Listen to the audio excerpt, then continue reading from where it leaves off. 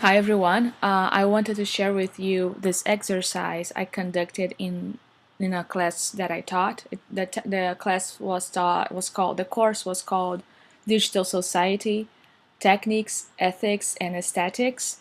And I did this exercise with mental maps in order to understand where the students were coming from, what previous knowledge they had, and what were their expectations in the course.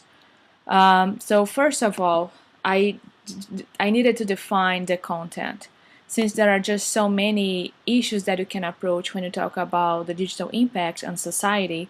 I came from the existing literature and other mental maps that were already available to figure out which were the main issues that I could approach.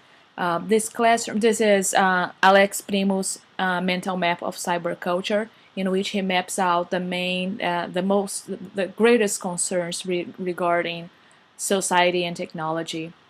The classroom was composed with about 25 students. They were mostly coming from the corporate world, and as I found out, they were more interested into figuring out how to use social media and digital technology to advance in their professional life, but also to bring a greater impact in the business they were involved with.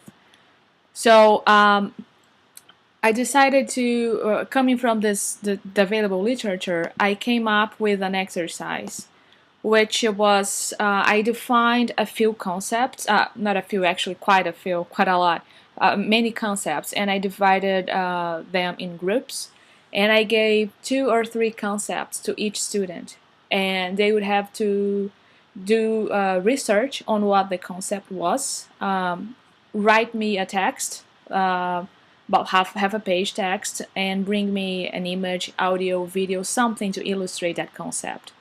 It's important to show that these were not concepts that they were used, that they were familiar with. So it really required some some investigative attitude.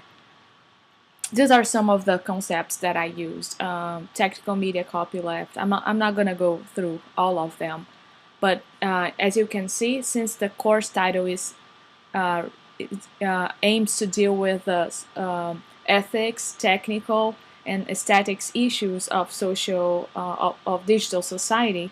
Um, these concepts deal with many aspects with all these 3 realms. So I've conducted this exercise in different classrooms, and I would change the way that I collect what they gave me according to the class, to each class. The classes that were more comfortable with technology, what I would do is that I would set up a website, and they would themselves publish what they found on that website.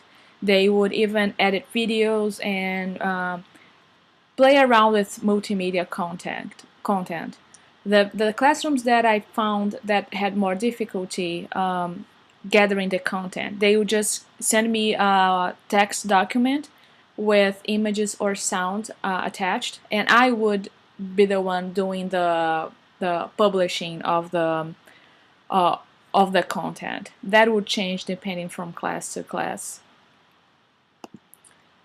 So what happened is that in the end of the course, we had our own mental map of the content.